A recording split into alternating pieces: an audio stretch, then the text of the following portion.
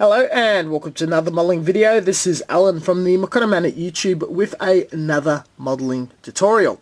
Today I'll be doing a review and showcase of the Super Cheap Auto Primer Filler and Primer Surfacer.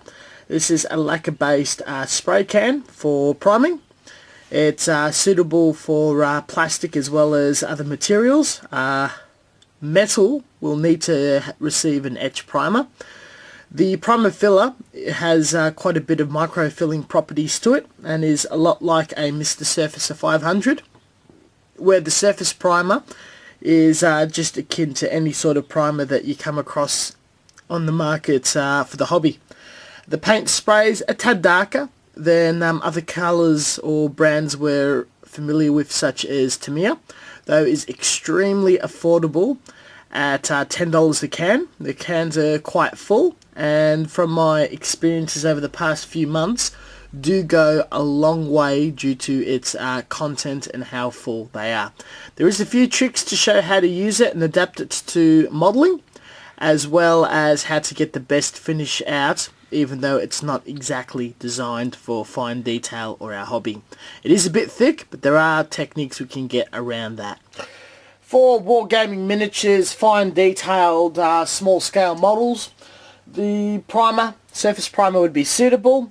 For anything with seam lines, scratch building, the primer filler I find is perfect. Now I'm shaking it and you can't hear anything because it's just how packed full of paint and propellant it is. You literally have to shake it for about 5 minutes until it's suitable for spraying, or otherwise it's going to come out too thick and marbly. It will fill detail of your model, and it will just create a terrible finish which you'll have to strip and start again. Now you're starting to hear a ball bearing shaking around. It means it is shakeable, but it just really needs to be shook quite well.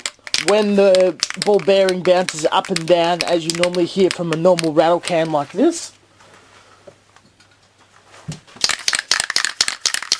then you know it's suitably mixed. After you've shaken it quite a bit and you've used it 2-3 times, it's a lot easier to shake in the future.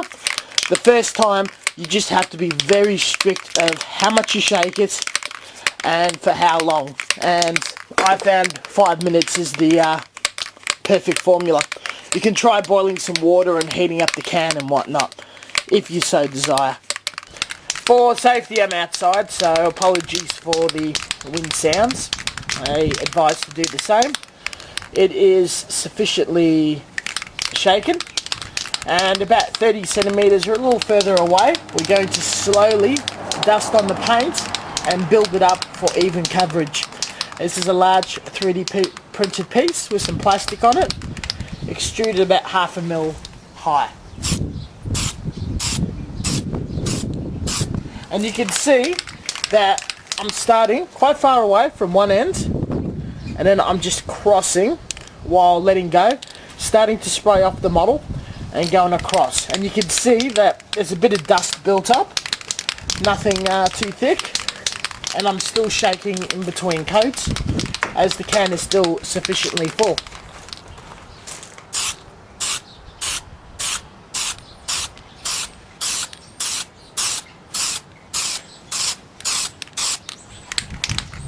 Starting to get a bit more thicker.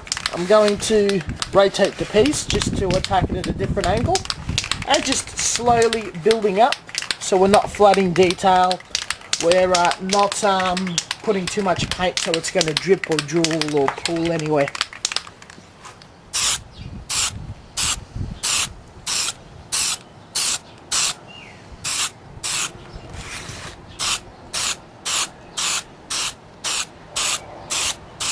The trick is to constantly move, never hold it in one place.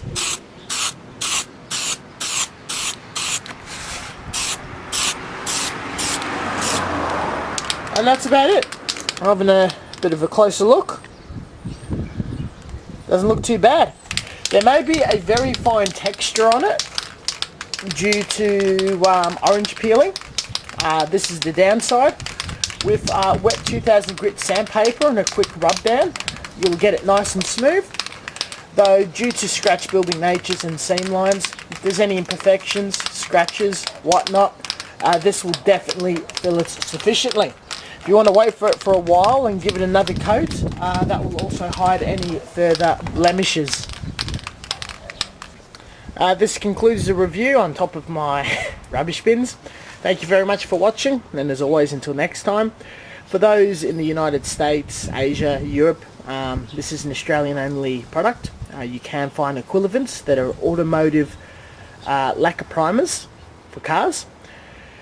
If you do buy them, they may be different, manufactured in a different consistency, thickness, volume. So it's best to shake it thoroughly and test it on some spare runners or a project that's not too valuable before using it on your kit. Just because we're doing it here doesn't mean it can be done elsewhere. For those in Australia, your super cheap auto stores will stock these for about $10.99.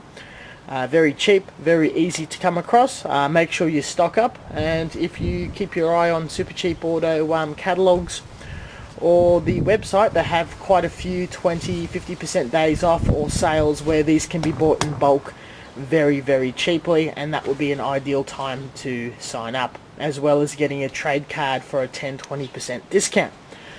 Catch you guys later.